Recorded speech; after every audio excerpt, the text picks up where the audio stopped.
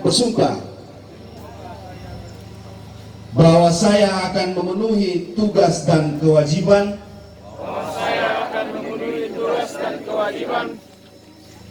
saya sebagainya sesuai dengan peraturan perundang-undangan dan Undang-Undang Dasar Negara Republik Indonesia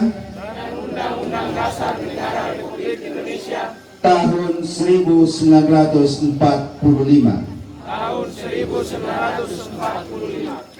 Bersungguh akan bekerja dengan sungguh-sungguh, jujur, adil dan cermat, demi suksesnya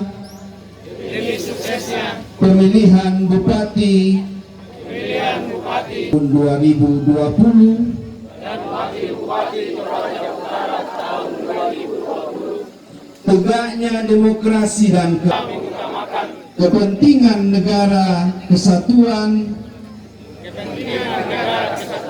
Republik Indonesia daripada kepentingan pribadi atau golongan. Iwan, kami persilakan untuk duduk kembali.